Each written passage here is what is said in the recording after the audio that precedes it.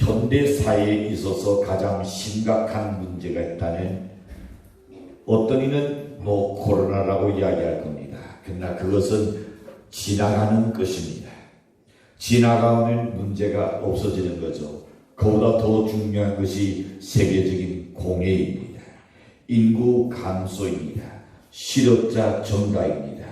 그리고 노인의 극대화, 즉 노령화 시대가 지금 다가왔다는 것입니다. 그뿐 아니라 어린이 저출산을 우리가 들 수 있습니다. 그리고 도덕과 인륜의 타락이라 하겠습니다. 21세기에 들어오면서 사회 구조가 급격히 변화됨에 따라서 전통적 가족 사회가 핵가족으로 분화되고 말았습니다. 내 가족 중심 제도는 부부 중심 핵가족 제도로 바뀌어버렸습니다. 이것이 심각한 우리 사회를 지금 유발하는 한 원인이 되어지고 있습니다. 대가족 제도가 얼마나 좋았습니까? 핵가족이 좋은 것 같으나 근래는 오히려 좋지 않은 겁니다. 가족 제도의 전환은 내 문제의 동시에 내 가정의 문제요, 그리고 사회적 문제요, 국가적 문제로 등장되었습니다. 한자에 여러분 효자를 한 번 더 연상해 보시기를 바랍니다. 이 효자의 유래를 보면 이렇습니다. 시골 지역에는 닷새날에 장이 있습니다. 즉 5일장이라는 것을 이야기하지요. 그러고 보니 우리 지역에도 5일장이 있으니 아직도 시골인 것 같습니다. 아니면 그 시골장에 그 옛날을 그리워할 수 있는, 그리고 연상할 수 있는 좋은 문화이기도 합니다.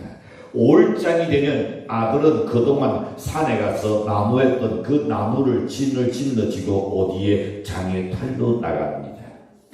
그리고 늦은 저녁이 되면 어머니는 이제나 저제나 아들이 오기를 기다립니다. 그래도 돌아오지 않으면 걱정이 돼서 동부밭까지 어머니는 나갑니다. 멀리서 한 사람이 보기 시작하면 어머니는 좀 더 자세히, 좀 더 멀리 보기 위해서 나무에 올라가서 아들이 오는 것을 내려다보고 있습니다.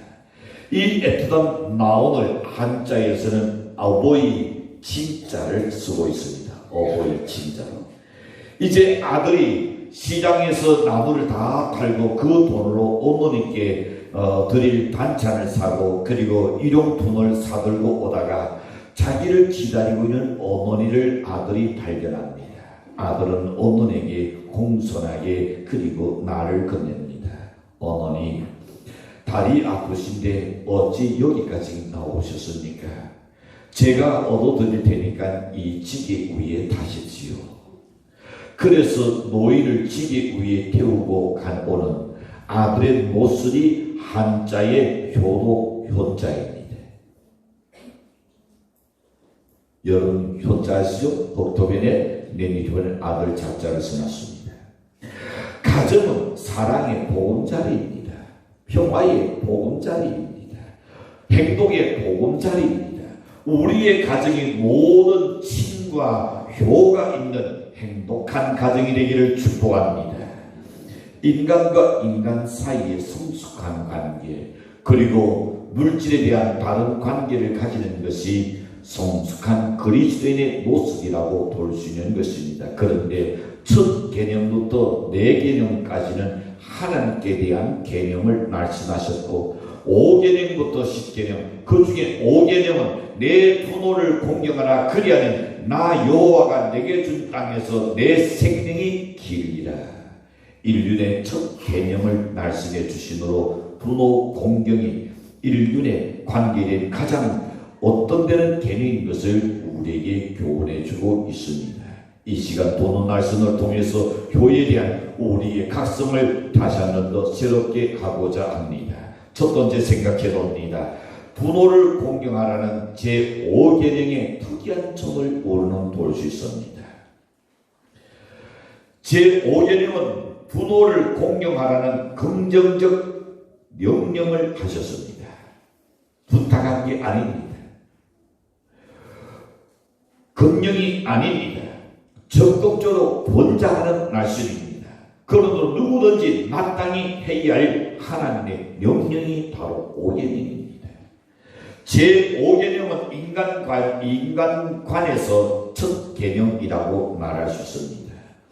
모세의 10계명을 보시는 여러분, 두 돌판에 새겨진 두 돌판을 들고 내려온 것을 보셨을 겁니다.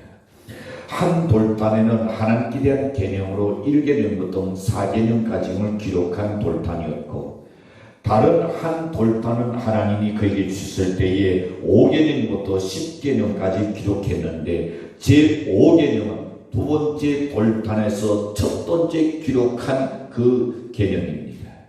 그만큼 분노는 공경하는 것이 당연한 일이요, 분노를 공경하는 것이 중요하다는 것을 말씀합니다.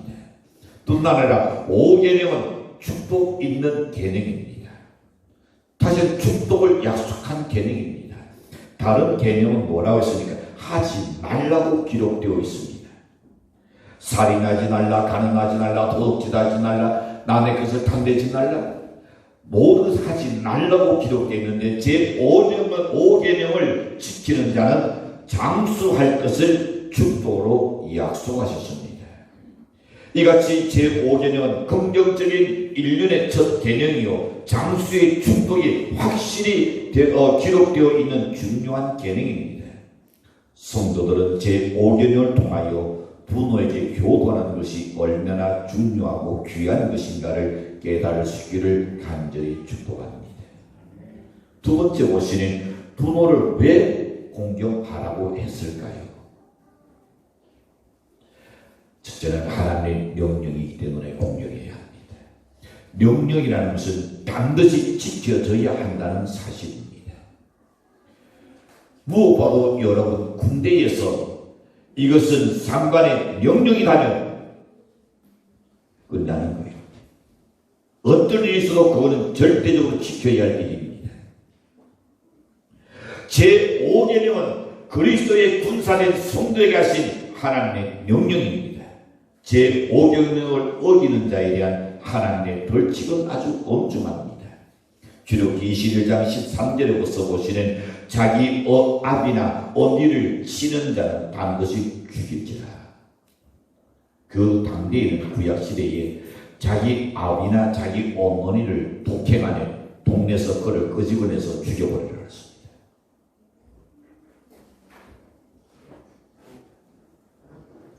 우리 옛날에 부모를 때려서 죽였다는 소리 들어보셨습니까? 부모를 칼로 찔러서 살인했다는 소리 들어보셨습니까? 있을 수 없는 일이죠. 동네 얼굴도 들고 못 살아요. 출애굽기 21장 17절에 보시는 그 아기나 어미를 저주하는 자는 죽일지니라. 다시 나는 제 부모에게 욕을 하는, 옷을 욕을 하는 인간도 끌어내서 동네에서 그를 죽여버리라 했습니다. 이게 하나님의 도입니다. 명령이었습니다. 이처럼 제5계명은 인륜에 있어서 제일 귀한 계명인 것을 하나님이 우리에게 말씀합니다. 부모를 공경하니 하나님을 섬기는 구체적인 행위이기 때문입니다.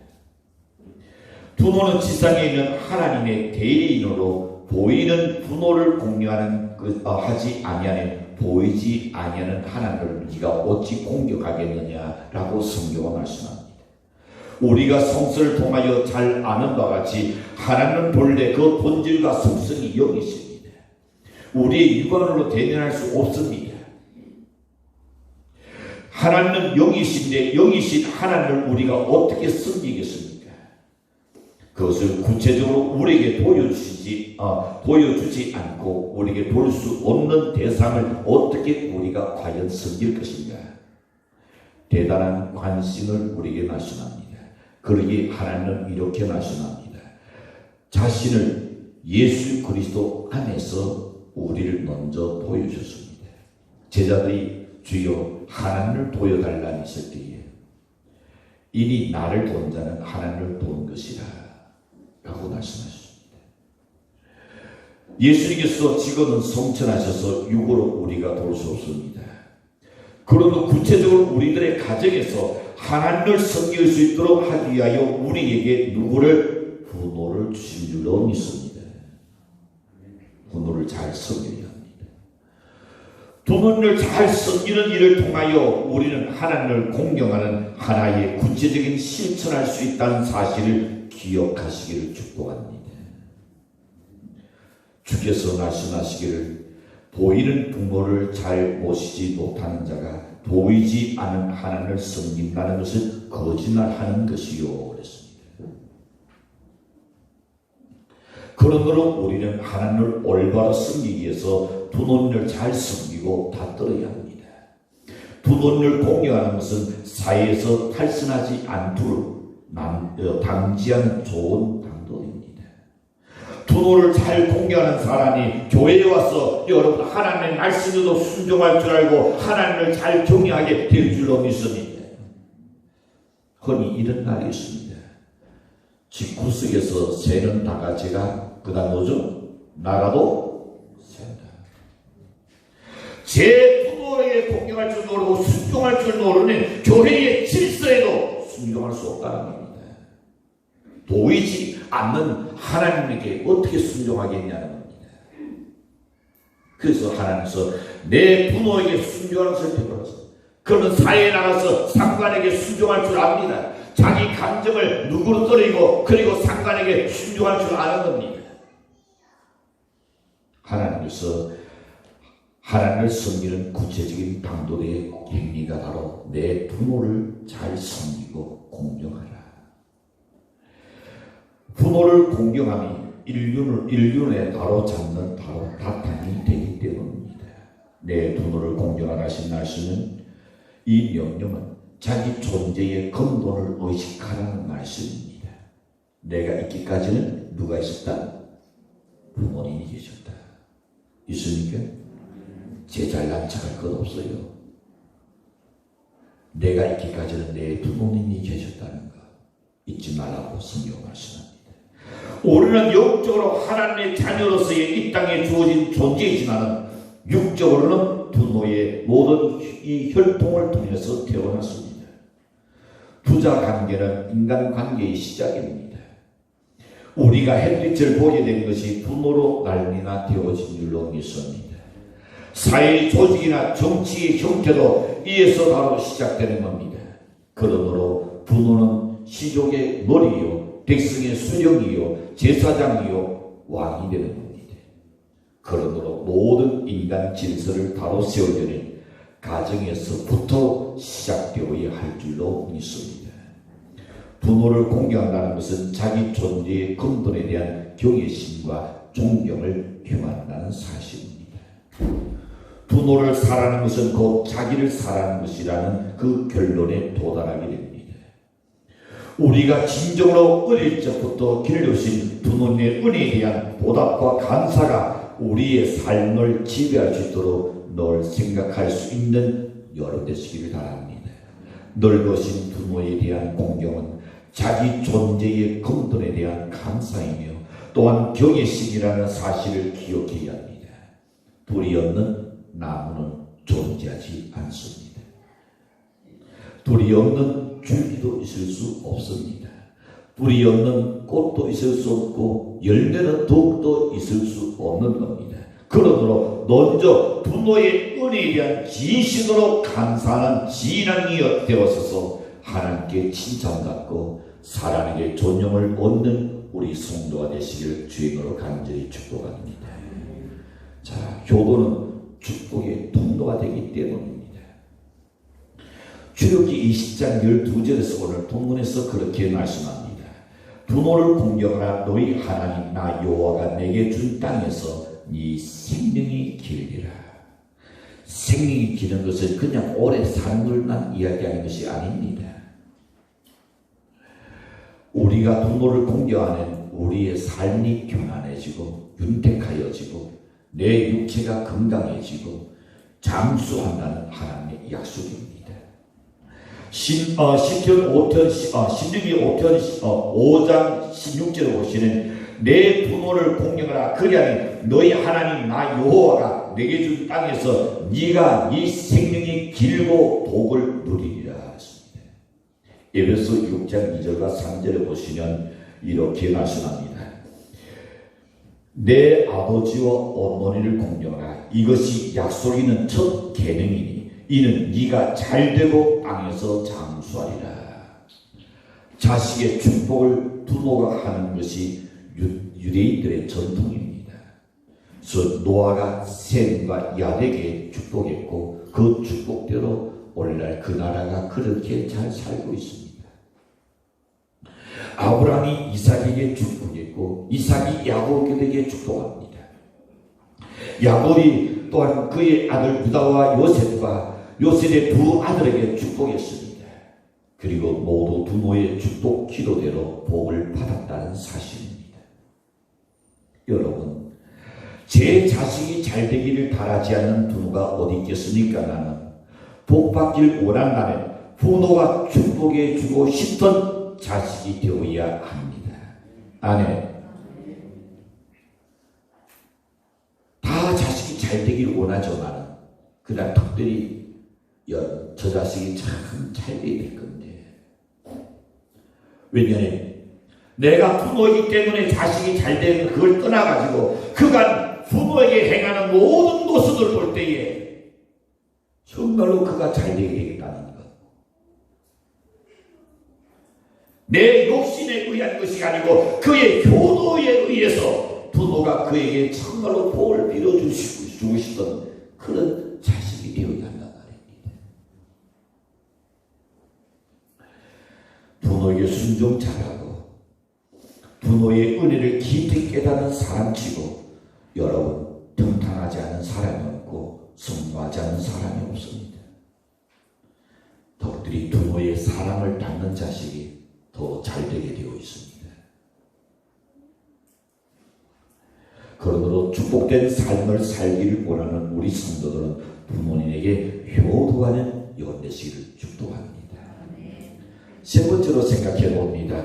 부모를 어떻게 공경할 것인가? 그는 어떻게 공경할 것인가? 성경은 이렇게 말씀합니다. 주 안에서 공경해야 한다 그랬습니다. 주 안에서 내 부모를 공경하라. 이것이 하나님의 명령입니다. 다시는 진리 안에서 말입니다. 말씀 안에서 말씀에 입각한 효도를 해야 한다 그랬습니다. 그러므로 자녀된 자는 부모가 어떠하든지 우리는 공경해야 합니다. 부모가 좀 부족하더라도 주 안에서 믿음으로 순종하고 받들어야 합니다. 부모가 좀 못났더라도 여러분을 낳아주신 부모이기 때문에 효도해야 합니다. 이것이 약속 있는 첫 계명이기 때문에 나왔습니다. 공경하려면 무슨 마음이 있어야 하는가? 존경하는 마음이 있어야 공경이 나올 겁니다. 부모를 공경하려면 먼저 마음으로 부모를 존경해야 합니다. 말로만이 아니라 행동으로 옮겨서 순종해야 합니다. 부모님의 마음을 편안하게 해드리고 생전에 효도를 하고 싶던 그런 마음 일어나야 합니다. 불신 부모라면 여러분 부모님께 매달마다 뭘 드리죠? 네, 그럴 줄 알았습니다. 부모가 자식에게 주는 것은 용돈이요, 자식이 부모에게 드리는 것은 효자돈이요. 효자돈이요. 자, 전도하기 위해서 아직도 안 믿는 부모님의 영혼 구원받도록 하기 위해서 우리는 전력을 기울여서 효도를 해야 하는 겁니다. 그렇게 잘 이 효자돈을 드리면서 기쁘게 드리면 어떨까요? 어머니, 오늘은 우리 교회의 총동 전도날인데 전 어머니를 꼭 내가 초청하고 모시고 싶습니다. 어머니 저랑 꼭 교회 한번 같이 가요. 어떻게 하겠습니까? 지금까지 그렇게 효도를 했는데 야 너나 갔다 와 그러겠어요? 그럴 돈 없어요. 마음을 서운하게 하기 때문에 독한 말이 나오는 겁니다.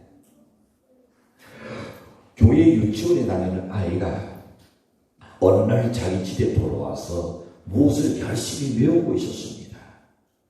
그래서 부모님이 얘가 뭘 그렇게 외우나 하고 보았더니 무엇은 몇년엔 제5계명, 승려는 제5계명, 1계명 것도 10계명을 외우는데 근데 5계명을 이상하게 외워요. 어떻게 외우냐면 내 부모를 공격하라, 내 부모를 공격하라. 그래서 그래서 아버지가 가만히 들어보니까 이 아이가 지금 자기 어린 유치원생이 지금 잘못되고 있어요. 그래서 아빠가 이야기합니다. 야 이놈아, 공격이 아니라 공경이야, 공경. 그래서 아이가 아빠, 그러면 공격하고 공경하고 무엇이 어떻게 달라요? 하고 물었죠. 아빠가 대답해 줍니다. 공경은 아빠 말씀을 잘 듣고 그리고 살아가는 거야. 반면에 공격은 아빠한테 던져들고 나를 안 듣는 것이 그게 공격이다. 그래서 아이가 가만히 있더니 입을 열었습니다. 그런데 아빠, 왜? 아빠는 왜 할아버지한테 공격하지 않고? 여러분, 우리의 자녀들이 우리를 보고 있습니다. 그래서 나온 말이 심은 대로 거둔다는 말이 있습니다.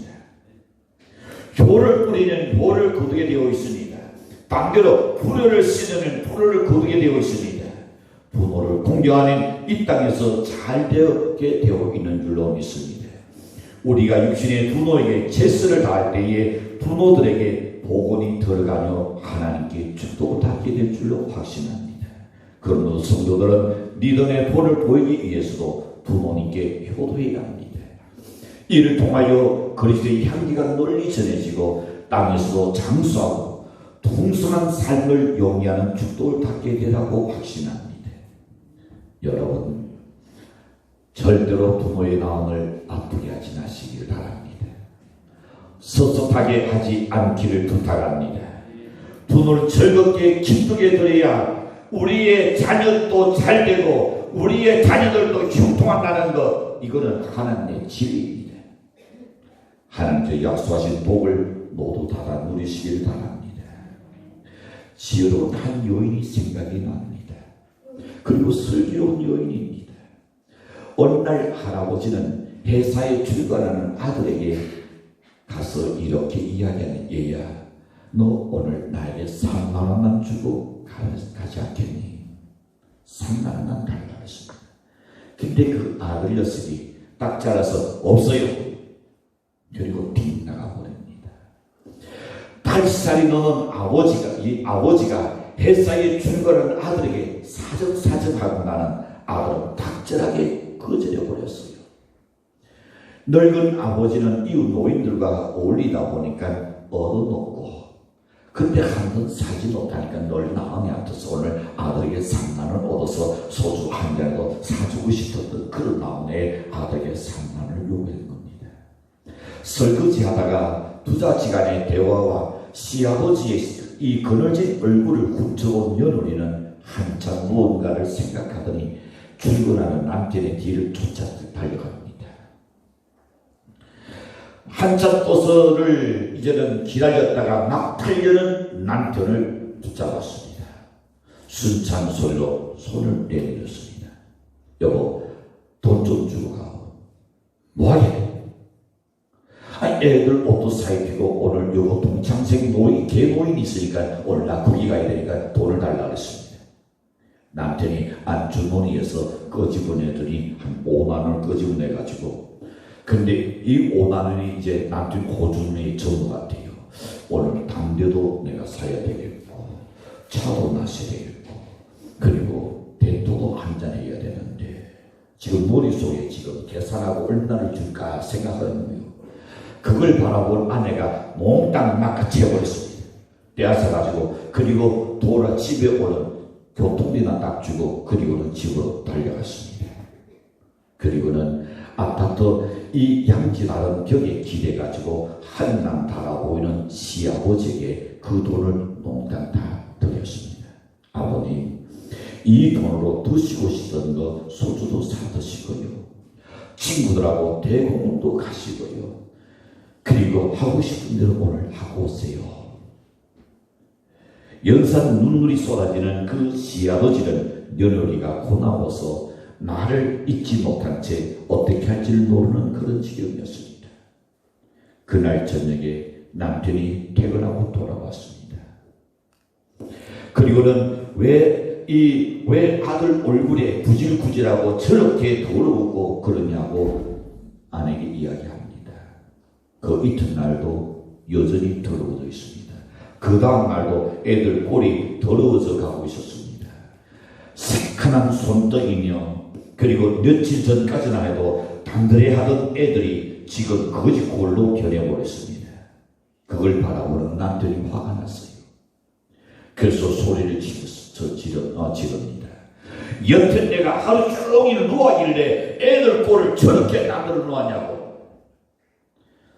자, 그 소리를 들었던 아내가 가만히 있지 않고 다시금 또 입을 열었습니다. 남편의 화난 그 소리에 남편에게 이렇게 말합니다. 저 애들을 곱게 키워봤자 당신이 아버지에게 냉정하게 돈 3만원을 거절했듯이 우리가 늙어도 쟤들이 3만원 거절할 것 아니냐. 당신은 그런 애에게 뭘 그렇게 깨끗하게 키우려고 하느냐고 아내가 한마디 쏘아붙였습니다. 아내의 그 말에 남편이 그날 기가 질려버렸습니다. 고개를 떨구고 늙으신 아버지 방문을 향하여 문을 열고 들어갔습니다. 늙은 아버지는 아들이 누정한 채 그거 다 잊어버렸습니다. 이미 그 지나간 며칠 전의 일을 다 잊고 아들이 오니까 어서 담으로 들어오너라. 늙은 아버지는 이렇게 다시금 이야기합니다. 회사 일이 고되지 않니? 요즘 한절개 되었으니 감기에 조심해야 한다. 어린애처럼 다 잃은 것이었습니다. 아버지 돈 없는 그 사랑에 아들은 그날 엎드려서 울고 날았습니다. 독일 속단에 이런 날이 있습니다. 한 아버지는 10아들을 키울 수 있으나 10아들은 한 아버지를 봉하기 어렵다. 자식이 배부르고 따뜻한 가를 늘 부모는 누려옵니다. 부모의 배고프고 추운 것은 자식들은 나오네 안 한 곳 하지 않습니다. 자식들의 효성이 아무리 지극해도 부모의 사랑에는 미치지 못하는 겁니다. 우리는 부모가 질이 되고 효가 귀찮게만 생각되어지는 지금 세상에 살고 있습니다. 그러나 효는 옛부터 가족을 사랑으로 묶는 밧줄과 같은 것이 부모입니다. 효의 씨앗을 심고 가꾸는 일은 부모가 자식에게 효를 내려 실천할 때에 그것을 노동으로 도일 때에 자식들이 그 모습 보고 다시금 효를 하게 될 줄로 믿습니다. 사랑하는 성도 여러분, 하나님의 계명이 내 부모를 공경하라. 그 안에 네 하나님 여호와가 내게 준 땅에서 네 생명이 길리라. 주의 축복 여러분에게 있기를 간절히 축원합니다.